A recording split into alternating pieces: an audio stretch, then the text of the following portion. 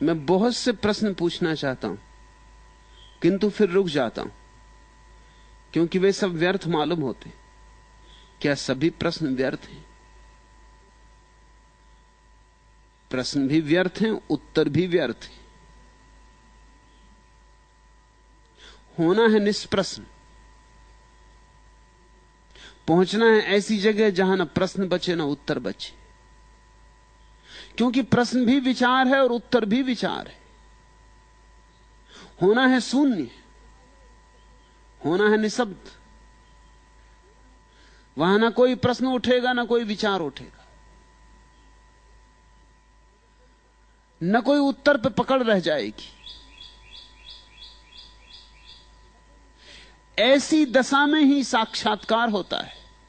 इसलिए समाधि ना तो हिंदू होती, ना मुसलमान होती, ना ईसाई होती। विचार हिंदू होते हैं, ईसाई होते हैं, मुसलमान होते, हजार ढंग के होते।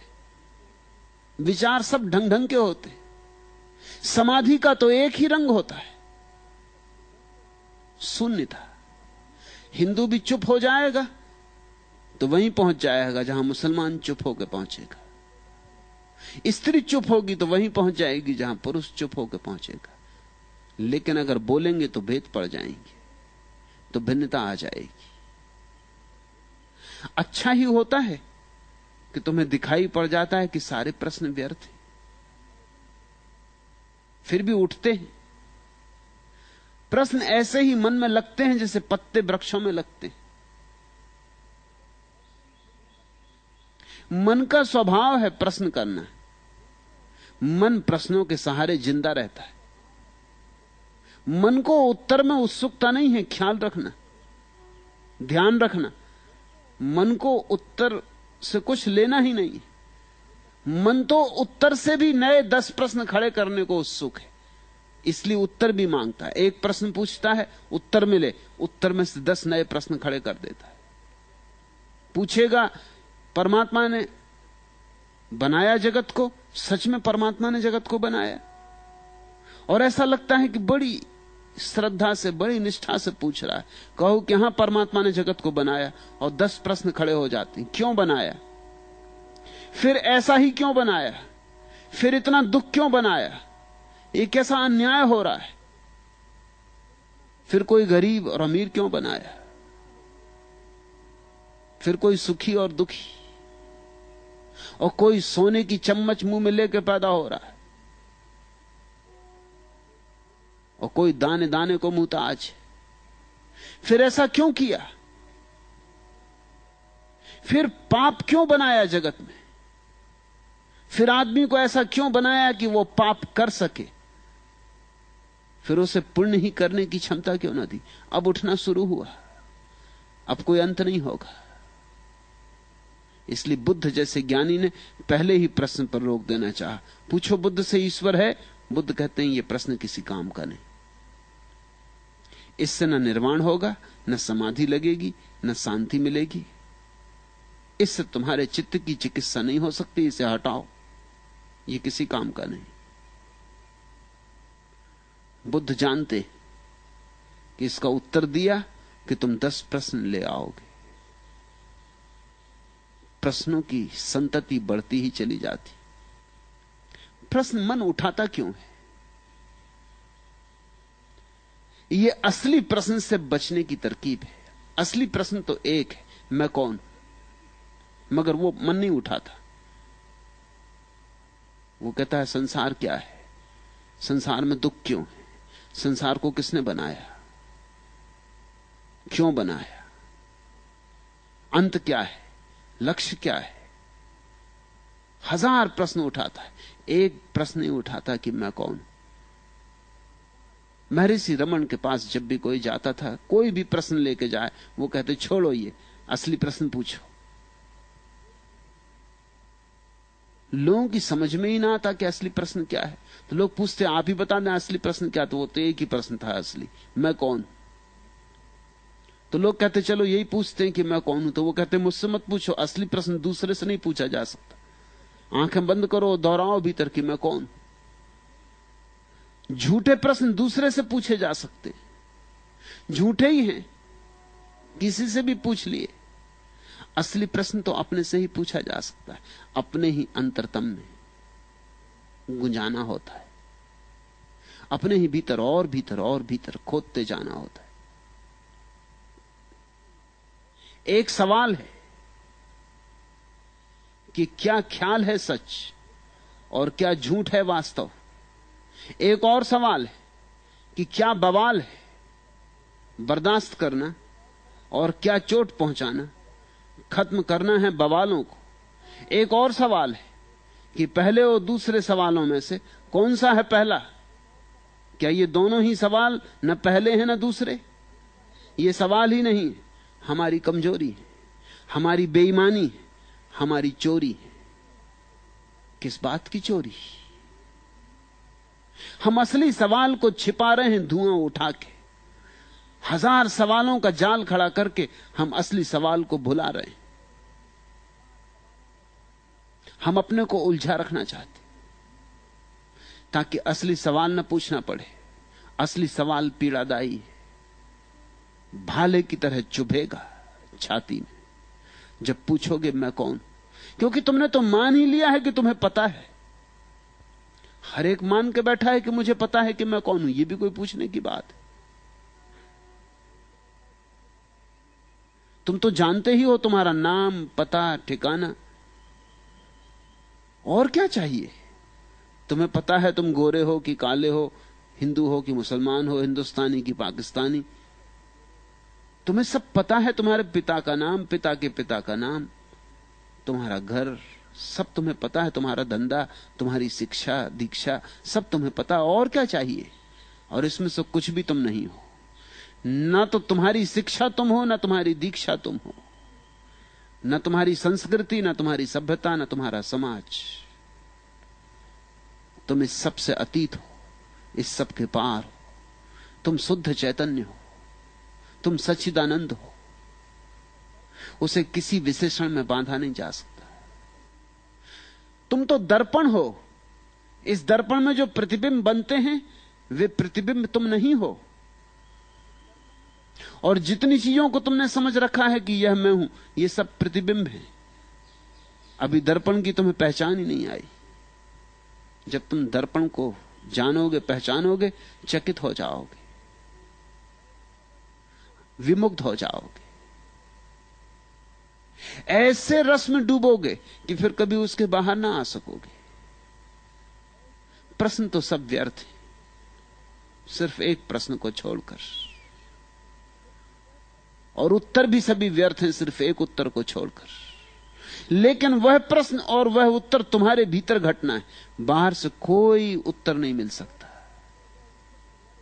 मैं कह रहा हूं कि सच्चिदानंद हो तुम, लेकिन इससे क्या होगा? तुमने सुन भी लिया, हुआ क्या? परसों रात फ्रांस से आई एक महिला को मैं कुछ कह रहा था। दुखी थी, उदास थी। कह रही थी कि कभी कभी सुख भी होता है, लेकिन अधिकतर तो मैं उदास ही रहती हूं। कभी कभी ठीक लगता है, बस कभी कभी, ज्यादातर तो सब ऐसा व्यर्थ लगता है। मैं क्या करूं? तो उसे मैंने कहा कि मैं तुझे एक सूफी कहानी कहता हूं। मैंने कहानी शुरू की थी, 2 ही पंक्तियां कही थी। उसने कहा कि यह कहानी मुझे मालूम है। मैंने कहा अगर ये कहानी तुझे मालूम, सच में तुझे मालूम, तो फिर उदास क्यों है? वो थोड़ी चौंकी, क्योंकि कहानी मालूम होने से उदास होने का क्या संबंध हो सकता है? तो फिर मैंने कहा तू फिर से सुन, तुझे कहानी मालूम नहीं। तूने सुनी होगी, पढ़ी होगी, लेकिन कहानी को जीना पड़ेगा। पढ़ने और सुनने से क्या होगा? कहानी तो छोटी सी है, विख्यात है, तुम में से भी बहुतों को पता होगी। लेकिन फिर भी मैं कहता हूं पता तभी होगी जब तुम जियोगे। कहानी में उससे कह रहा था कि एक सम्राट ने अपने स्वर्णकार को बुलाया, सुनार को बुलाया, और कहा मेरे लिए एक सोने का छल्ला बना और उसमें एक ऐसी पंक्ति लिख दे जो मुझे हर घड़ी में काम आए। दुख हो तो काम आए, सुख हो तो काम आए। सुनार ने छल्ला तो बनाया, सुंदर छल्ला बनाया, हीरा जड़ा, लेकिन बड़ी मुश्किल में पड़ा था कि ऐसा वचन कैसे लिखूं उसमें जो हर वक्त काम आए।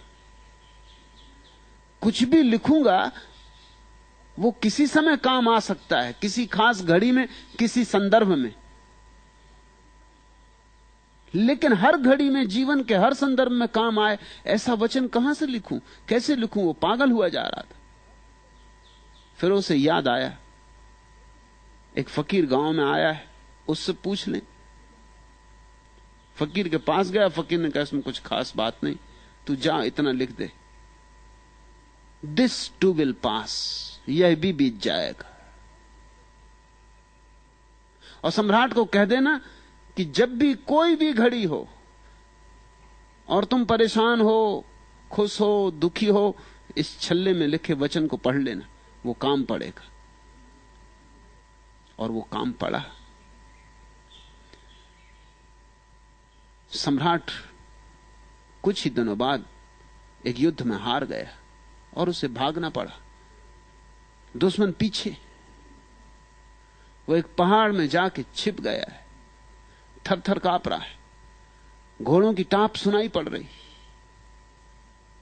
बड़ा दुखी है, जीवन मिट्टी हो गया। क्या सपने देखे थे, क्या से क्या हो गया। सोचता था राज्य बड़ा होगा इसलिए युद्ध में उतरा था, राज्य अपना था वो भी गया, जो हाथ का था वो भी गया उसको पाने में जो हाथ में नहीं था। बड़ा उदास था, बड़ा चिंतित था, कैसी भूल कर ली। तभी उसे याद आई छल्ले की, वचन पढ़ा, वचन था कि यह भी बीत जाएगा। मन एकदम हल्का हो गया, जैसे बंद कमरे के किवाड़ किसी ने खोल दिए, सूरज की रोशनी भीतर आ गई, ताजी हवा का झोंका भीतर आ गया। मंत्र की तरह जैसे अमृत बरसा, यह भी बीत जाएगा। वो शांत होकर बैठ गया। वो भूल ही गया थोड़ी देर में कि घोड़ों की टाप कब सुनाई पड़नी बंद हो गई, दुश्मन कब दूर निकल गए। बड़ी देर बाद उसे याद आई कि अब तक पहुंचे नहीं। और 3 दिन बाद उसकी फौजें फिर इकट्ठी हो गईं, उन्होंने फिर हमला किया, वो जीत गया, वापस अपनी राजधानी विजेता की तरह लौटा। बड़ा आंकड़ा था,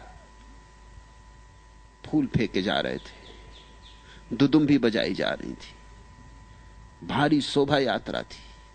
तभी अकड़ के उस क्षण में उसे अपना हीरा चमकता हुआ दिखाई पड़ा अंगूठी का। उसने फिर वो वचन पढ़ा, यह भी बीत जाएगा, और चित्त फिर हल्का हो गया, जैसे कोई द्वार खुला, रोशनी भर गई। वो जो अहंकार पकड़ रहा था कि देखो मैं ऐसा विजेता था कभी पृथ्वी पर, इतिहास में लिखा जाएगा नाम स्वर्ण अक्षरों में, उड़ गया। जैसे सुबह सूरज उगे और घास पे पड़ी ओस की बूंद उड़ जाए, ऐसा वो अहंकार उड़ गया, हल्का हो गया। फिर वही शांति आ गई। मैं उस महिला को कह रहा था ये कहानी, मैंने आधी ही कही थी। उसने कहा कि मुझे ये कहानी मालूम है। मैंने कहा नहीं मालूम है। उसने कहा मुझे मालूम है। मैंने कहा नहीं मालूम है। अगर मालूम है